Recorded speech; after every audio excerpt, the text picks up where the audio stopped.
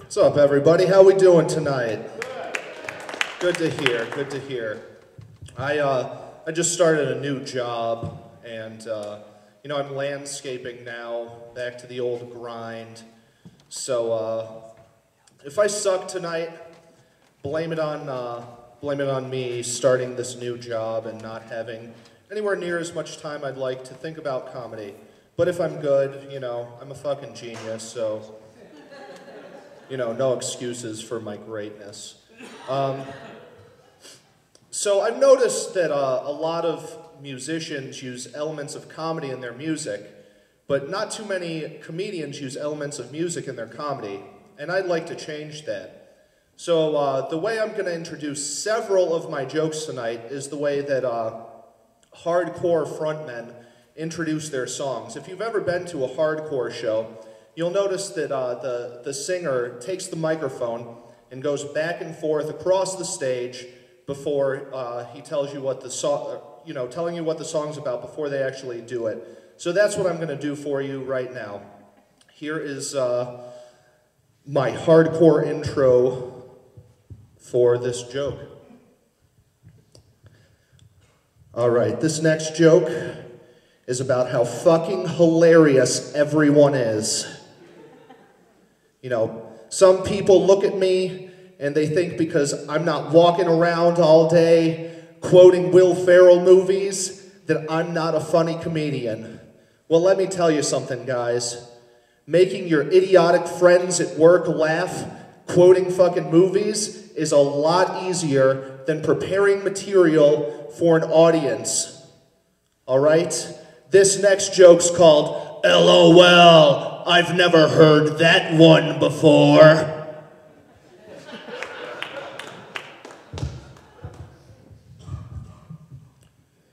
So yeah, my name is Ben Verbeck. And on behalf of everyone in the world named Ben, it is so funny when you walk up to us and say, "How you been, Ben?"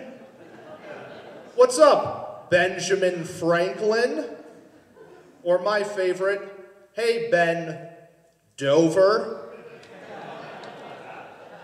LOL, I've never heard that one before. This next joke's about being fat.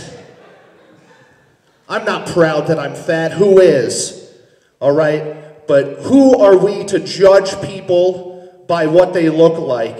Why can't we give people self-confidence and see their inner beauty? This next joke is called My New Diet.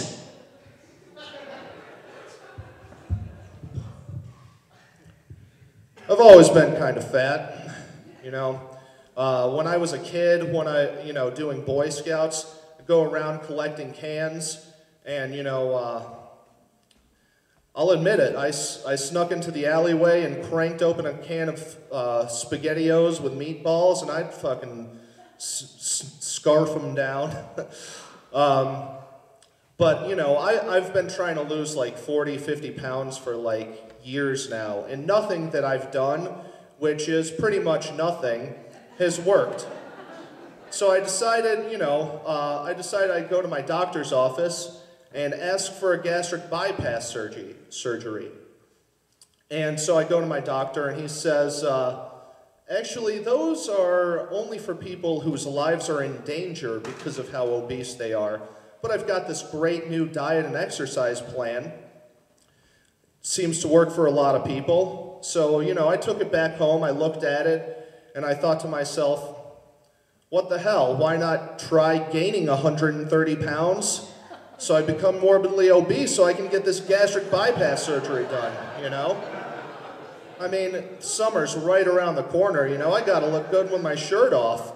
So I gotta hurry up and gain this weight so I can put it back off, I just have to make sure that when I'm putting on all this weight, I keep doing push-ups, so I don't get those saggy, fat guy who lost a bunch of weight orangutan B cups, This is about having some confidence when I'm shirtless, I don't want to go to the beach and have some Turkish orphan walk up to me thinking I'm his wet nurse, you know? Mama! No, kid, those are not what you think they are. Mama? All right, you are a pesky little bugger. Why don't you latch onto that, see if you like it. You know, if I could lactate, I would feed every single one of you. No, I'm not kidding. If I could, I would. I'm so serious. Love you guys. Love you guys. All right, this next joke is about sexual stereotypes and gender roles. I think it's fucked up that men who have sex with a lot of women are congratulated, and women who have sex with a lot of men are looked at as sluts. I think it's fucked up. Who's to say that a man has to be oozing with testosterone and aggressive, and why does a woman have to be passive and at home? It's fucked up, and we should all be better than that. I'd like to dispel a myth for all you ladies in the audience right now. You cannot buy yourselves lingerie and say it's a gift for your man. It's fucked up. Okay, the only time I would accept lingerie as a gift is if A, it fits me,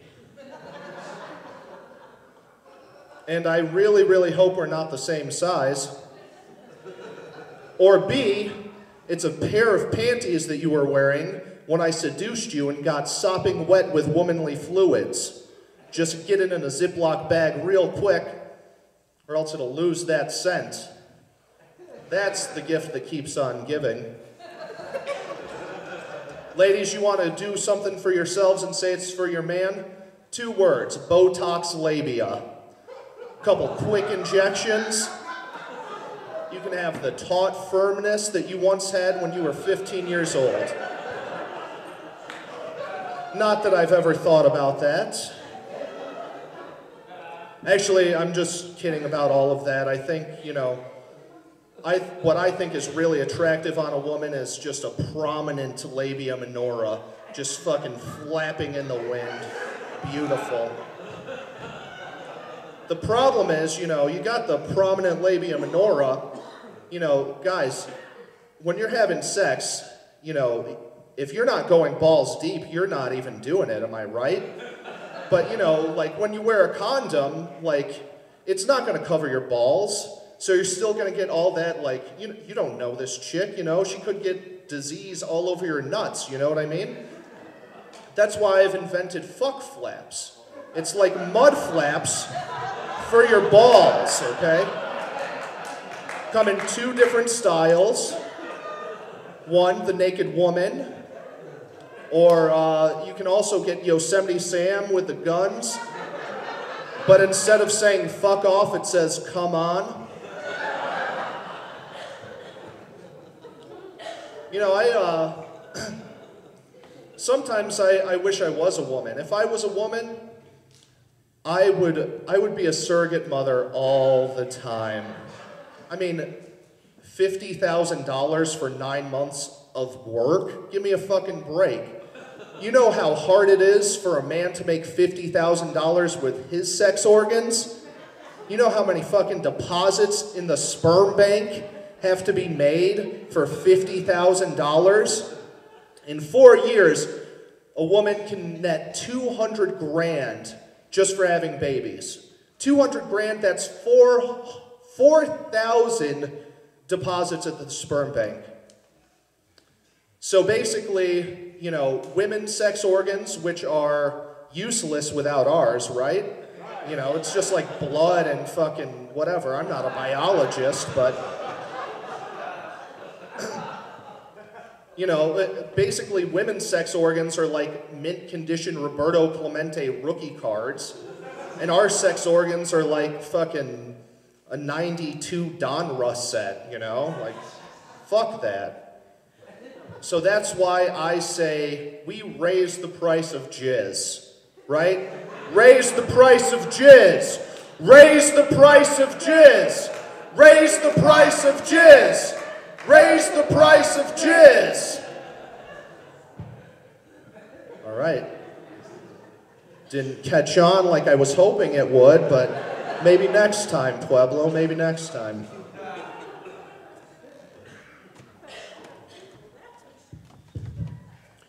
All right, these next jokes are about religion.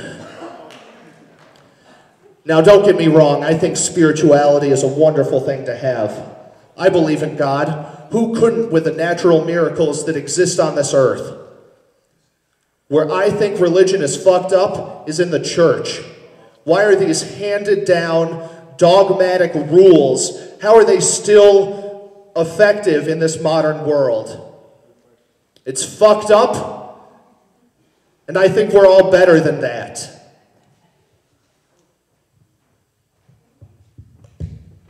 Did everyone have a nice Easter? I went to church on Easter. Easter is my favorite day of the year to go to church because of the Easter hams. You know what I mean? You know about the Easter hams, right, guys? The women with the sundresses, those Easter hams peeking out from the bottom. Yeah, Jesus wasn't the only thing that rose again on Sunday. Now, I'm not a very judgmental person. I think you can be anything you want to be. But you cannot be both a vegan and a Satanist, okay? I don't care how expertly you can craft a 12-pound mound of wheat gluten to look like a goat's head. The Dark Lord wants a fucking bloody goat's head, okay? The Dark Lord doesn't want an offering of vegan pizza, even if you've got the bacon shaped in a fucking pentagram. If Satan wants a fucking pizza, he wants it made out of like eyeball liquid cheese and fucking other shit that things died for. You don't kill vegetables, you don't sacrifice them, you harvest them. You know? You can't fucking go to hell and be a vegan. Satan doesn't want you. Fucking stupid. Any Jews in the audience? Anybody a Jew? We got a couple Jews. All right. Well, they will testify that Jews who get tattooed cannot be buried in a Jewish cemetery because any defacement to their bodies is an affront to God. Isn't that just lovely? Isn't that something? But excuse me if I'm wrong. Aren't Jews the people who invented circumcision? Oh, look at my little baby, perfect in every way. Oi, Gavolt, what's this? He's got a little schmutz on his schmuck. Better call the rabbi. I mean, did I miss the part in the Bible where it said, and on the 8th day, God took a little closer look at Adam's wang and thought it was a little funny, so he took the heavenly scalpel and snipped some off so that Eve wasn't put off when she went to give him an old-fashioned. Did I miss that? Or is it that Jews are just so insecure about their own fucking sex organs that they have to decrease the mass of an 8-day-old babies?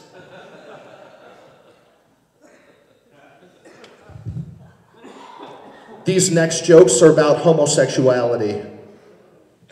I can't believe that we are in 2013 and this is still a fucking issue. If two women love each other and want to eat each other out and rub their fucking pussies together, who am I to say they can't? If a couple of guys want to suck each other's dicks and give each other a couple cum enemas, I mean, it's not as nice of an image as the women Italian slug wrestling. But I'm not going to say they can't do it.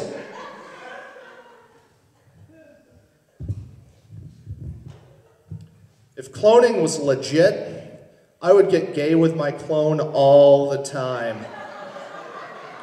I don't know if that's narcissistic and shallow or just gay.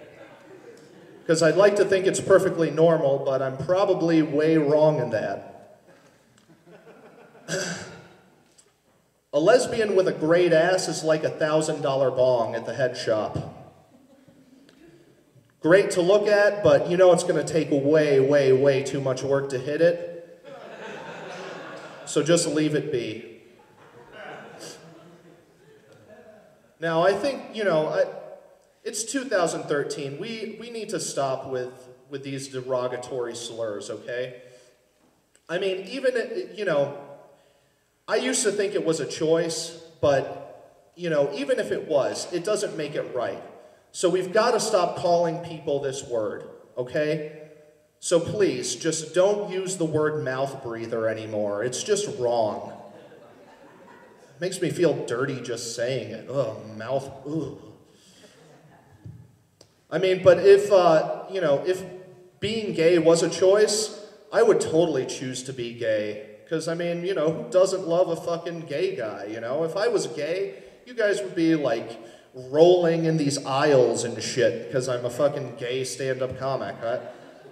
It's just a theory of mine. These next jokes don't have an underlying theme. They're just jokes. Because comedy is just, it can be whatever. It can be stupid. It can be serious. It can be offensive. It can be whatever anybody wants it to be. All the comic can do is write jokes and perform on stage.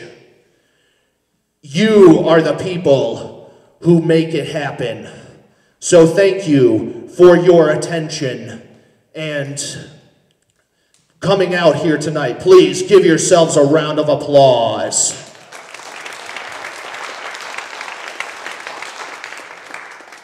Seriously, I love doing comedy in Pueblo. I live in the Springs, and I did a set in the Springs on Monday, and I did that, you know, the Botox labia joke, and I just hear this woman in the back go, "That's offensive."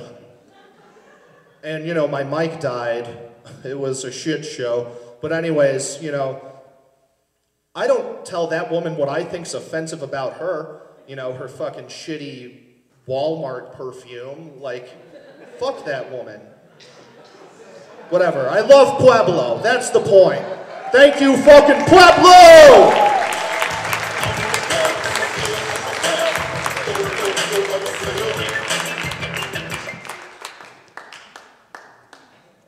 Okay, thanks. All right, Ben Verbeck. Show him what you got, Ben. Can you show him what you have? I can do this now. Okay, well, I'm going to skip a bunch of jokes, but, no. Okay, well, I've got shirts you can fucking buy off of me, so please, you know, I'm just starting landscaping up again. I'm fucking broke, so, like, if you want to see me again, buy these shirts so I can come down here, because I want to see all of you again. I seriously fucking love Pueblo. I don't know why I'm in the spring.